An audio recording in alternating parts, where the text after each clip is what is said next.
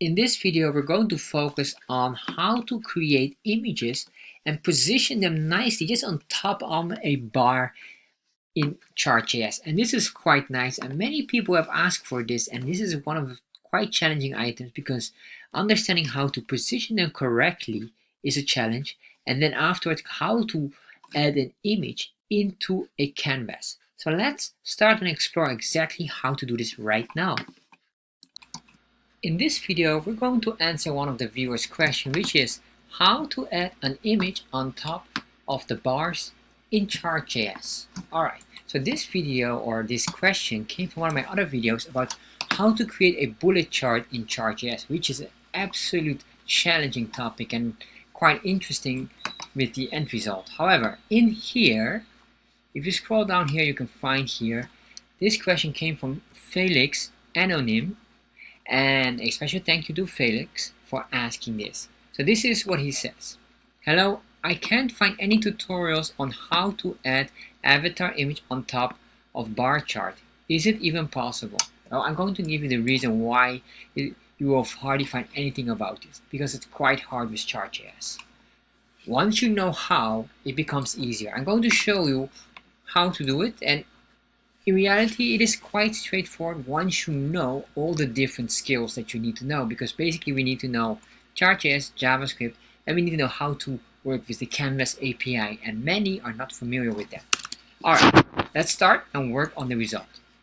First of all, we're going to get our basic or demo data, which is here on Chartjs 3.com getting started, and in here, when you scroll down, you can find a video that will explain this chunk of code that we're going to copy right now.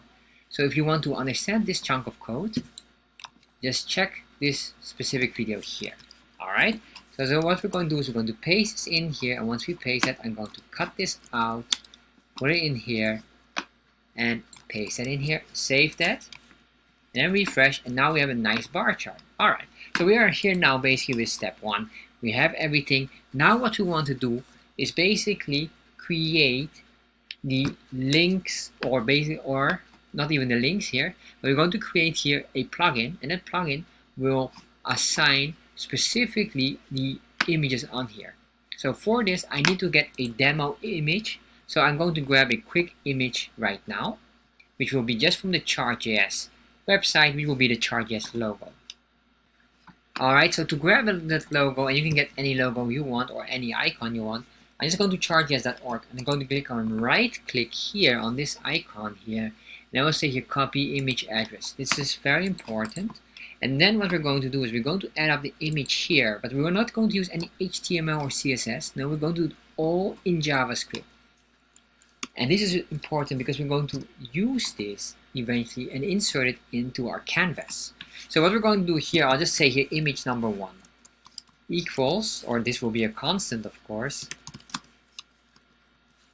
constant image number 1, and then we say here new image, and then here we're going to put in here image number 1 dot source equals, and then here paste in the logo, whatever logo you have or icon you have. So this is very important here. This basically creates in JavaScript a image. And later on, we're going to work with this. We're going to give it also the width and the height we still need to assign to it, or else we'll just grab the demo size or the default size, which is the original one from the image. Alright, however, we'll work on that later on. The next part, what we want to do now is create our plugin. So in here, to create our plugin, we go here after the options, we're going to say a comma, and then we say a plugin, plugins with an S, make sure that's it with an S. Then in here, we're going to give it a name. So in this case, let's say a bar avatar plugin, or bar avatar. That will be fine. That's the plugin name. Alright, so once we have this, what we're going to do here is create now our bar avatar plugin block, and in here we will do the following. We will say a constant bar avatar, and then we say equal, and then here curly braces. And then here we're going to give it an ID, and the ID is exactly the same. The reason these three are all consistent here, this is extremely important. Alright, next what we're going to do now is in here we're going to draw basically in here the items, and what we want to do is we want to make sure when we draw it we don't want to overlap anything or overlap the tooltip here. So it must be just after the data set but before the tooltip. So if you think about layers, when you draw something you can imagine first thing and then the next thing will be on top. So we have here these commands here. I'm going to just show you this first. What is this? This is of course the before draw, before draw. And it will be our first function, but eventually I'm going to change this specifically to draw between. But I want to show you this so you have an understanding of this. And in here, we're going to put in the following. We're going to say here charts or chart, arguments, args, comma, options. So we grab all these values that are built into the Chart.js and in the canvas. And in here, we're going to start grabbing specific values, which is the values that we want to have is the CTX, which means the canvas. We want to have the chart area, and the chart area is essential because it's basically here the positioning within these 4 lines where the chart is drawn. So if you open up the developer tab, you can see here the canvas, and the canvas is like the white space here and there. And then we have of course here all of these items, or basically these are the lines here regarding to the chart area. So this is outside the chart area, this white space here. Alright, and so that's very important. And then of course I'm going to break this down. We're going to use here the top, bottom, left, right, and finally we have here the width and height. I'm using these quite often as a default. Are we going to use them all? It will depend. Next what we will use is the scales, and the scales are very important as well because the scales will give us basically the coordinations on this position here and on here. So that is essential as well. So the scales y and of course comma, x and of course comma y. So now we have them all, and then we say equals chart. Alright, so this equals this chart value here, which is related to this. So now once we're done with this, the next step, semicolon here of course, don't do that, don't delete that. Then we say your ctx.save because we're going to draw now in the canvas. So we want to save all of these values here. So the next thing we're going to do here is the following. Well, let's grab that specific image and start drawing, because let's look at this on 2 things, or what we have to do here. Basically we're going to first get the image to draw it, and secondly we need to get the image on top of the bar. So we need to know this position here, the X and Y position in pixels. So let's get first the image. So we're going to grab the image here, and to do this we have to do the following. We say ctx dot, then we say here draw image. And once we do this, in here we're going to first get, for example, our image. This would be the image value, and the image value in this case is image number 1, and I'm on purpose calling it number 1 or naming it number 1 because later on we have multiple, so I can just incrementally increase them. Alright, so if I copy that one, it will be in here. The next will be basically the position itself, and the position is here the X position, and then we have the Y position, and then we have to assign any kind of height and width, or width and height. So in this, if you watch the other video, this one here, where we are creating these bullet charts, you will understand that we will be using this specific part here, or we are using the images value here. Oh, sorry, not on this one. That was another video. But normally in here you could assign the height and width. In this case, it's not, because this will be whatever you put in here. If you would say here, I want to have a 30 by 30, it wouldn't work here because it will overrule it because of this here. Alright, so what we're going to do here now, just very quickly, I'm going to put in here 10, 10, and we make the width, let's say 30 pixels each. 30 by 30. Alright, save that, and then we go in here, refresh, and now you can see our positioning here. Alright, our positioning is in 10 and 10. And what does the 10 and 10 exactly mean? It is basically the X and Y value starting here, 0 here, then it goes 10 pixels to the left. Or to the right, sorry, because we have a horizontal level, that's the X value, and then 10 pixels down here, and then it just starts to draw at this specific starting point, or probably this specific starting point here in the corner. Alright, so that's what we're going to do. But now what we want to do now is, we want to figure out, we want to have this specific point here. How do we do this? Well, this is the X value here, and I'm going to show you a very useful item here, what we're going to do, and that's basically this. We're going to say here, and this is the reason why we have these X scales, because we're going to grab here a very specific value. Well, let me show you that one so you have an understanding of this. Console.log. If you do here only the X, and save that and refresh, open up developer tab, you will see here it gets all kind of information. But of course this doesn't mean anything here. It's the X-axis, it will understand all of this information here, but let's be honest, this has no meaning. And even if you hover over, it will get still some extra information, but personally it means nothing. The only thing what we can see here is the bottom, which means 350, which is correct because the width and the height is set on 350, and the width is 700. And can we see here something with the 700? Well, we don't see here anything specifically. Only this the right. We will mean this here with, but that's alright. The end pixel says it as well. Alright. So what we want to do here, very specifically, is get in this part here. Well, if we want to get the positioning here, we want to have it here. So how do we do this? We can say here this item. So we say here x.getPixel for value. Basically what we want to do, we want to get the specific value, and this value is based on the arrays here. So this is array 0. Alright? So we say here this for value number 0, which will mean this array here. And if I save this now, we will probably get, if I hover over it, you will see that we will get the pixel amount of this one. It's only on this one here. Even if we go here, it will not work because we have a hard-coded one here. Alright? So we can copy this or cut this out and put it in here. Maybe save this now. There we are. Alright, so now we are here. And you might say it's not in the center. That is correct. The reason why it's not in the center is very straightforward, because this is the center point here, or basically this is the pixel where it starts to draw. So it starts here and then it moves to that position here. Alright? So that's the starting point. So we need to center it, and we're going to do that later on.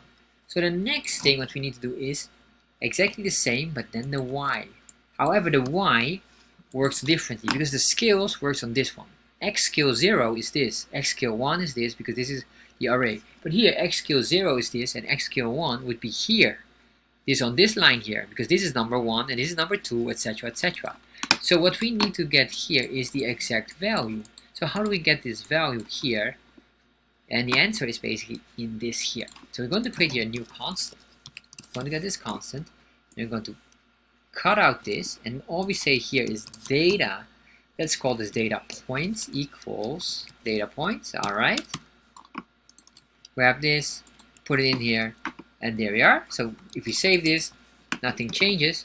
But this later on will be essential for us. But right now we can do it as well. So let's get here first the exact data point in number 18. So if I grab this, put this number 18 in here, save that, you will see, well, I guess now we will see the exact pixel. It will be 32 pixels. Alright, so that's correct. So what I'm going to do now is going to just cut this out, replace this here, save that, and there we are. So now we have this. Alright, so this looks beautiful.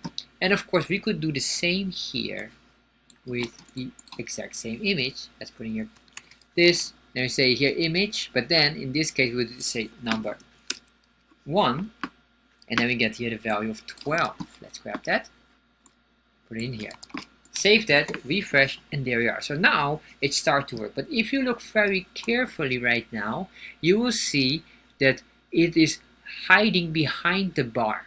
Maybe you want it somewhere in the bar, but you don't want like this positioning, because this looks absolutely hideous. Alright, so what we can do is another one. Well, you might say, and this is the thing that I want to point it out here with the before and the after. So you might say, alright, all we need to do is to do an after draw.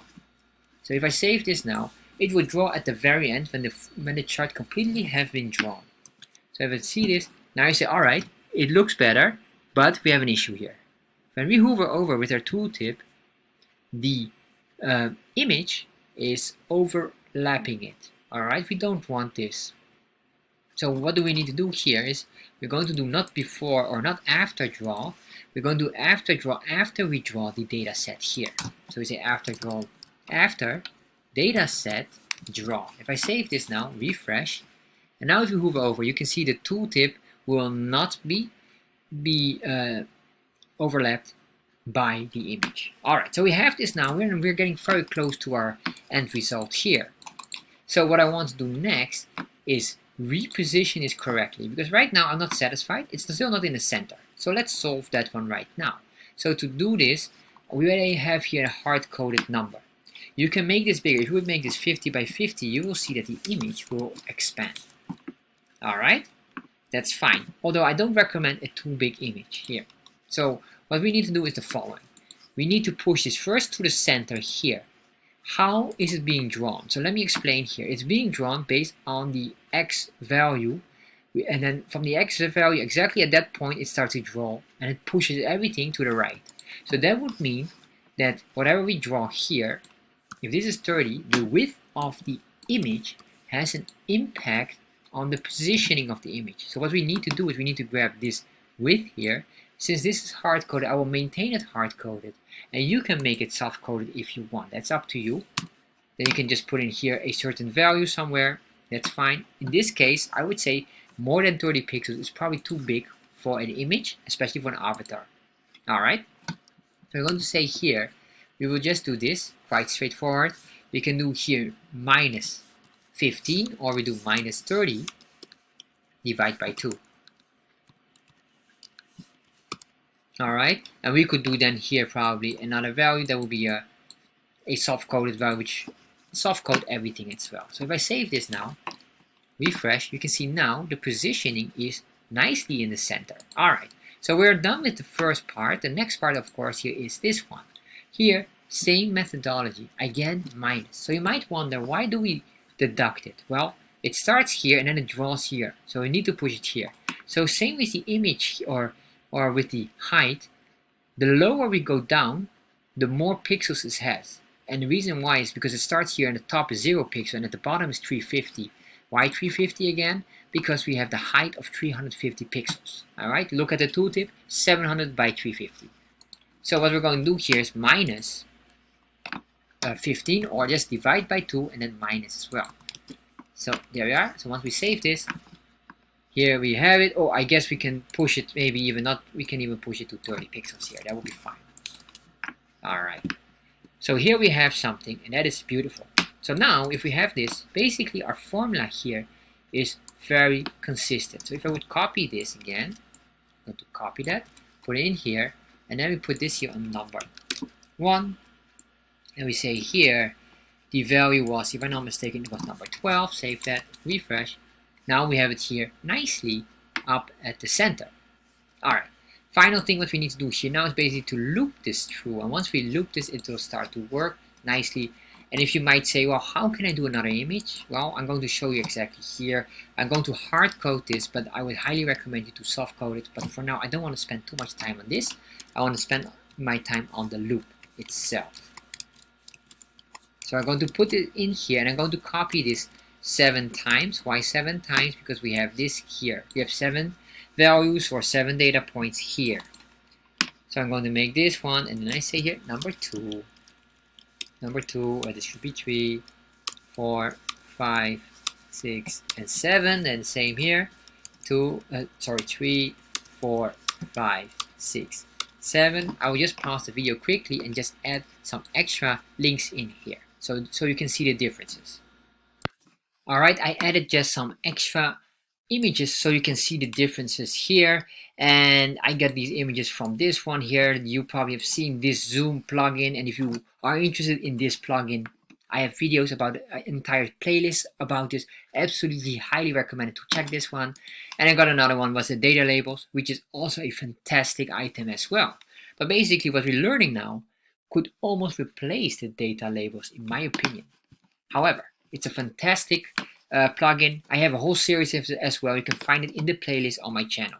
All right, enough about that. Let's focus now on our item here. So we have these here 7 times, and then maybe I'll just copy this one here just to put it in here one more time, just to ensure that you see multiple items. So now what we need to do here, before we even continue on here, I realize we need to soft code this specific value. So how do we do this? Well, since we have our data points here, we can now do this here. So I'm going to show you, we get a data point, and this is an array, so we can say array 0. We do the same with data points, array number 1. So we grab this, refresh, you can see exactly the same works. And if I would copy this, semicolon here, and then just do this one more time just for the sake of it, and save that, and we could even do image 2 and image number 3. You can see here it loads a bit, but then you can see here the other images, and this one is this. It's hardly noticeable. Probably flags or icons are probably more interesting to see, but this is one of it. So you can see here it matches it automatically. So what I want to do now is basically a for loop, and then we're done here. So we're going to say here for, and then we say let I equals 0. And once I do this, the next thing what I want to do here is I want to loop this, and then all we do is with the loop is we say here iterate, or an iteration means basically repeating yourself multiple times. So we want to repeat this as long as this is smaller compared to this specific value here. And what we can do here is just get the data point variable. And then we say here, pay attention here, this dot length and then minus 1. Why we do this? Because this here is 7, minus 1 makes 6, and it starts at 0. Remember an array, it starts with 0 base counting, but when it counts the amount of elements in an array, it will count 7 elements, while the ending value of an array is 6 because it counts starting from 0. All right, so that's a lot of JavaScript or array logic, but fair enough. And once we did that, I++. All right, so once we have this, I'm going to remove this here, and all we can do now is replace this with an I, replace that one with an I. We have this all here, and this is all fine. And then of course here, this image here, this here, we need to create here an array. I realize we need to create an array, or maybe there's another way to do that. I'm sure there is. Right now I didn't check for that one, but let's call this our avatar image, avatar array, and all we put in here is this. Say 1, 2, 3, 4. Well, I guess I just put it in here, and then after I will correct them. 6, 5, 4, and 3. All right. So once we have this here, let's save this, convert this into the following here, the avatar array. Change that in here, put in I, save, refresh. All right, so it starts to load, and let's see what happens here. Why are you not loading the other images? So let me double check. What are we missing? We're missing number 7. Oh, all right. Apparently it's very slow, and I guess probably getting from another source that takes a long time, and maybe it will double check if it's correct or not. But this is basically the way you do it. So what happened if we would change this? If I change this to number 9, save. There you are. What happened? Now this one's number 9. Alright, so what happened is the entire chart changes. So one more thing I want to do here, because you might say, alright, when I do this, what will happen with the legend here? So there's an issue here. So if I'm going to change this into 12, you will see we have this issue. We are now overlapping this legend here. So the best way, and this is quite nice, you can see it removes here as well the item once it's not there anymore, and there you are. And of course this one loads here. Here there are 2 ways to do it. I'm going to show you one way, and one way I'm trying to still figure out. I forgot the official term for it, but that would be the official solution. However, I cannot find my video about it, and I also cannot find it in the documentation. So I will try to figure that one out eventually. But let's solve this one first. So what I'm going to do here now, I'm going to do the way that we can do it as of now, it would be basically by repositioning. You have the plugins, and then we say here legend. You would say legend false maybe to hide it, but I would say here legend, and then I would say here position, and then we put in here bottom. Save that, refresh. Now you have this one. All right, so now we have this, and now you say, wait a minute, we're losing here a way, or where it's being clipped off here. That is correct. So what we need to do here is add up here our padding. So we're going to put in here, in the options, I have to check the official term for that. Just a minute. So in here, what we're going to do is we say layout, and then we say here, quite simple, padding. I guess it was very straightforward, and then we put in here the amount of padding that we desire. So maybe we put in here, because we had 30 pixels here, so we could do maybe 30 pixels. If I save this, refresh, now you can see this works, but what happens is everything slightly adjusts. Of course, there might be some more items that we can do. I had another option here, or basically, well, there's an alternative. That is right now. I'm going to explain the one that I wanted to do, because that is the best solution for this. Basically, it would be to have, and this is in Chart.js, it is somewhere in the documentation, and I had a video about it. So if ever someone knows about it, please notify or put a comment below to tell me where or what is the namespace or the term. In Chart.js, you can give a space between so that the bar chart will never hit the top. You can say there's like what we call a trench, and I thought it was a trench or a bracket space, but I cannot find the term. It doesn't show up anywhere in there. So what will happen is it will always create a certain amount of space here above. And that, of course, would be the perfect solution in our case if we would have the legend on top, that you have a space here on top, often in the grids here. So for example, we would have another block just on top here, but that will be always empty no matter what the value will be. It will recalculate the grid based on that. I cannot find that one, and I will try to find it. Once I find it, I will make another video about this. However, how can we do it now manually? Well, I'm going to show you exactly how we can do it, and that's basically in the scale. So we're going to the scales here, and we can set here, for example, a max value. So we say here max, and then we could do here, right now the max is, the default value max, it starts to calculate, is 12.